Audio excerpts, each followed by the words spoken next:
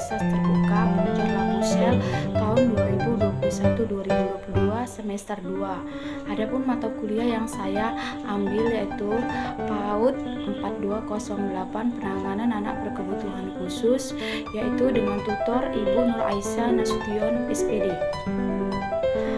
Topik yang saya bahas di modul ini yaitu topik yang mengenai kekerasan anak di masa pandemi COVID-19. Kekerasan pada masa COVID-19 ini meningkat sekitar 15%. Kekerasan bisa berupa fisik verbal, yaitu kekerasan yang pada anak yang membuat mental si anak menjadi terbebani. Kekerasan pada anak ini seperti lingkaran setan yang akan berdampak hingga dia masa remaja nanti. Adapun ciri-ciri dari anak yang akibat dari tindakan kekerasan ini yaitu anak mudah jadi pemarah, pemurung, kesulitan dalam berinteraksi dengan orang di sekitarnya.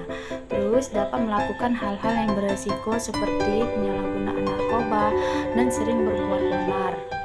Penyebab dari kekerasan pada anak yaitu tidak jauh dari persoalan ekonomi dan kematangan dari kepribadian si orang tua anak tadi.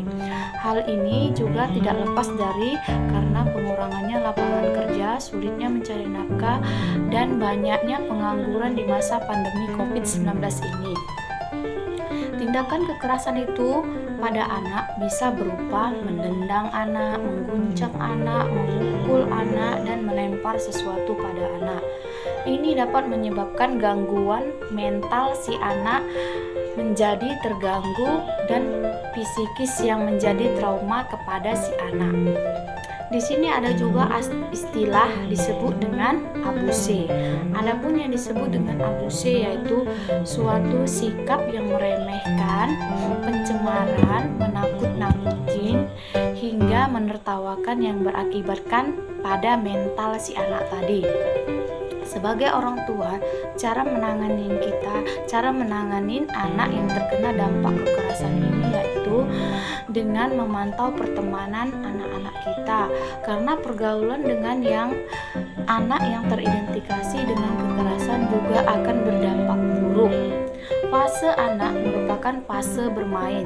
Selama pandemi, sebagai orang tua bisa mengajak anak ke tempat taman bermain agar si anak menjadi senang dan tidak ada rasa terbebani.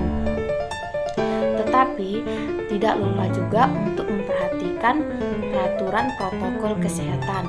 Sekian dan terima kasih topik bahasan saya tentang kekerasan anak di masa pandemi COVID-19. Wassalamualaikum warahmatullahi wabarakatuh.